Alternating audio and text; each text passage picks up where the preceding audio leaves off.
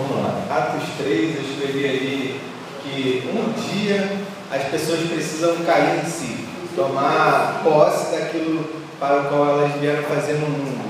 E os discípulos não foi diferente, porque até então eles eram apenas espectadores, alunos, apenas aprendiam com Jesus. Mas depois da morte, da ressurreição, e principalmente depois do dia de Pentecostes, né, ou do descer do Espírito Santo de Deus, eles finalmente entenderam ou praticaram aquilo que se esperava deles. Então eu escrevi aí sobre esse primeiro contato, ou a primeira cura, que é de uma pessoa que estava na porta do templo. O texto já ia a partir do versículo 1, e alguns podem ler enquanto isso, vai falar que havia um homem e que ali ele estava a mendigar. Era uma pessoa necessitada, não só porque não tinha emprego, mas porque principalmente não tinha o seu físico em dia. Ele era um paralítico. E aí, quais as características desse paralítico? Eu concluí algumas coisas importantes. A primeira é que ele era deficiente já há 40 anos. Ou seja, não foi alguém que sofreu um acidente de uma hora para outra, teve que pedir. Depois, era uma pessoa desamparada. Talvez para que ele pudesse comer, beber, ele não só tinha que pedir, mas ele também necessitava de alguém para levá-lo até aquele lugar onde era ali a porta do templo, o lugar mais favorável naquela época para esse tipo de coisa. Depois, ele estava ali apenas esperando uma esmola. E aí a minha pergunta ali é a seguinte: as pessoas nos olham e esperam o quê? Não, essa é uma pessoa que pode orar por mim? Não, essa é uma pessoa que não tem dinheiro. O que os outros veem quando olham para cada um de nós? Vocês já pararam para pensar nisso? Ah não, esse daí é um jovem forte, então pode me ajudar a carregar material, bater a laje, a subir com as compras. Às vezes a gente tem uma visão distorcida daquilo que as pessoas enxergam quando nos olham. E é muito interessante que esse paralítico tinha uma impressão distorcida daquilo que os discípulos eram e que podiam fazer por eles. Geralmente é o que as pessoas têm de nós. Mas o que os discípulos eram? Está lá a cola. Apenas instrumentos nas mãos do Senhor. Às vezes a gente acha que resolveria parte do nosso problema, ou talvez todos os nossos problemas, se nós tivéssemos dinheiro. Mas nesse momento da história bíblica a gente vê que apenas por serem servos eles resolveram todos os problemas, ou grande parte dos problemas na vida desse paralítico. Depois o paralítico olhava para o discípulo e viram pessoas sem bens materiais, pessoas que pela sua vestimenta, acredito que ele não, até então eles ainda usavam a mesma vestimenta da época de Jesus, sempre humilde, mas eles nunca entenderiam, eles nunca poderiam imaginar que aqueles discípulos eram ricos ou poderosos em Deus. Então, quando as pessoas dariam tudo para ser curadas, a Sara esteve no hospital, às vezes você olha a pessoa e aí você pensa assim, o que essa pessoa faria pela sua cura, quanto ela pagaria. Pessoas aí idosas com muito dinheiro acabam dizendo que dariam tudo apenas pela sua cura, e ainda tem outros que se aproveitam desse momento.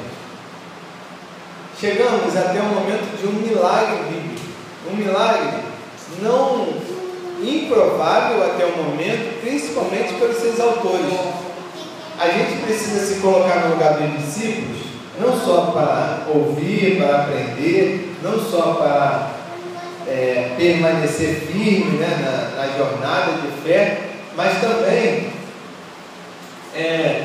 para, como discípulos, estar prontos para servir ou para ser usado, seja no hospital ou em um momento qualquer. Quando os discípulos falam para ele: o que eu tenho, eu te dou, através de uma oração, é um momento chave, porque uma oração com fé é capaz não só de curar o enfermo, mas de libertar as pessoas e de coisas inimagináveis. Essa é o momento da bênção daquele paralítico, mas sobretudo é o momento onde os discípulos reconhecem o poder de Deus na vida dele. Quantos na igreja atual não tiveram essa oportunidade?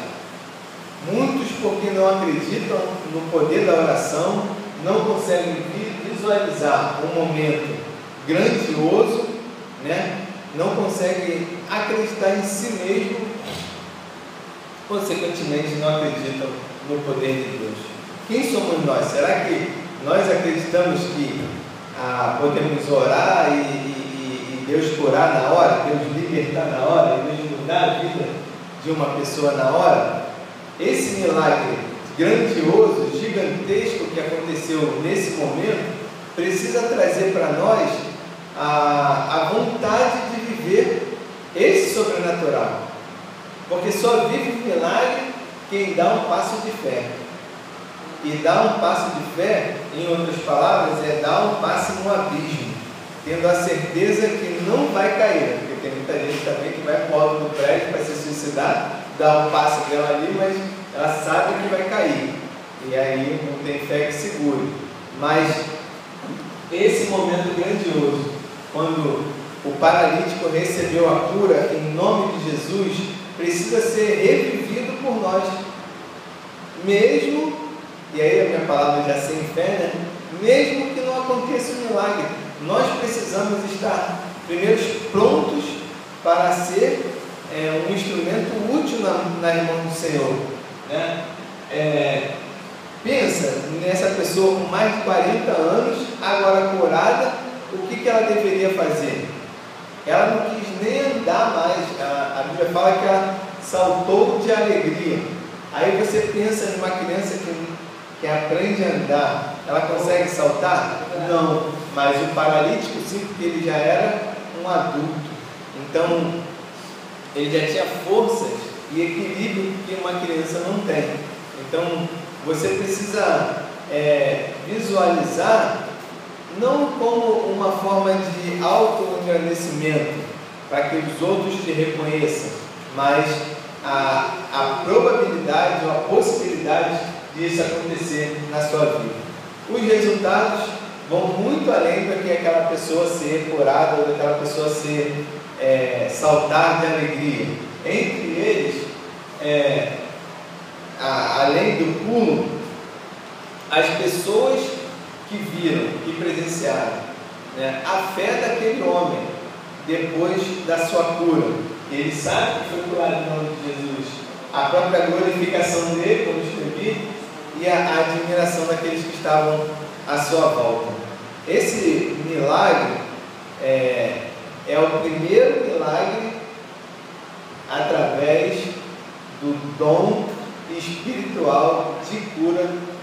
E aí não se sabe bem qual dos dois, né, fez a oração. Eu creio que não foram os dois que oraram ao mesmo tempo, mas o que fica claro é que um dos dois tinham ali o dom de curar.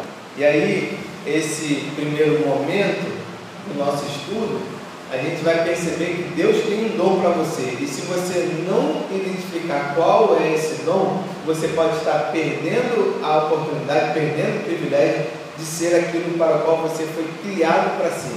No ventre da sua mãe, Deus já tinha dado a você o dom de cura, se é esse dom que você tem. Um estudioso disse que cada pessoa ela só pode receber um dom, E aí, quando eu estava fazendo esse estudo, eu pensei o seguinte: se cada pessoa só pode receber um dom, esse discípulo, no caso, tem dois. Ou o dom de língua não é considerado um dom do Espírito. Porque lá atrás, versículo 1, a gente falou que todos falaram, né? E agora, um dos dois curou. E aí, fica para a gente a questão: será que só tem um dom? Ou podemos ter... Não, ele quer dizer um só. Pelo menos a fala dele foi de um só. Mas que você julgue, né? Que você pense e assim descubra pelo menos o seu dom. Então, fechando, né, resumindo, aí é o primeiro momento em que o dom de curar é ministrado através do Espírito Santo que ele recebeu. Então, se você tem esse dom, comece a orar e a buscar glorificar Deus no seu viver.